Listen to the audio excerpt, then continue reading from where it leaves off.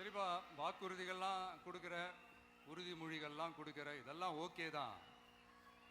ஆனால் ஸ்டாலின் சார் செய்ய முடியாததை நீ எப்படி செய்வ அப்படின்னு உங்களுக்கு ஒரு கேள்வி ஒன்று வரும். அது சிம்பிளாக ஒன்று சொல்கிறேன். இப்போ தான் ரீசெண்டாக அதை பற்றி நான் முழுமையாக ஒன்று தெரிஞ்சுக்கிட்டேன். நம்ம மாநிலத்துக்கான மொத்த பட்ஜெட் வந்து 4.39 லட்ச கோடிகள். அதில் 30% ஸ்டாலின் சார் டாக்ஸுக்கு போகுது. இது என்னடா புது டாக்ஸ்ன்னு கேட்குறீங்களா? ஆமாம், இந்த பட்ஜெட்லேருந்து ஒதுக்குற நிதியில் 20% ஸ்டாலின் சாருக்கு போகுது. அதில் 10% அவங்க மந்திரிங்களுக்கு போகுது. மொத்தமாக 30% ஆச்சா?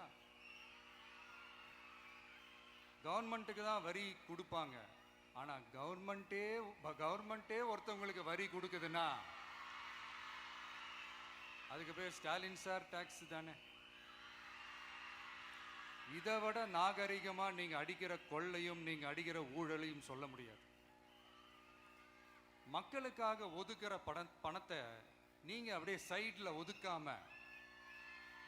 மொத்த பணத்தையும் மக்களுக்கே செலவு பண்ணிட்டா ஒரு சூப்பரான நல்ல அரசாங்கத்தை கொடுக்கலாம்ல.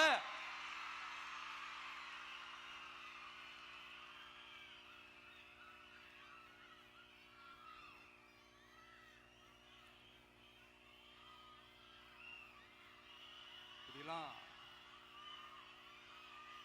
சைடில் ஒதுக்காம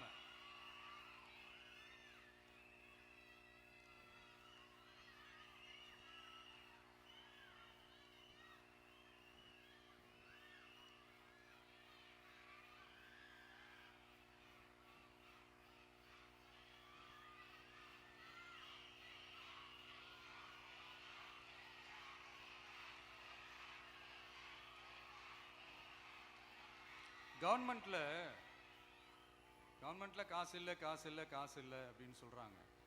ஆனால் விடிய காத்தால எல்லார் அக்கௌண்ட்லேயும் 5000 ரூபா போட்டுறீங்களா? அது எப்படி?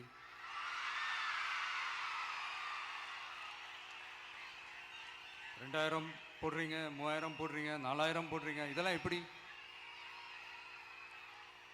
ஸோ கவர்மெண்ட்ல காசு இருக்குது, பற்றாக்குறை தான் காரணம். அந்த பற்றாக்குறைக்கு காரணம் என்னன்னா இந்த மாதிரி ஸ்டாலின் சார் டாக்ஸ். இதெல்லாம் ஒழிச்சாலே போதும், எல்லாமே தன்னால நல்லாவே நடக்கும்.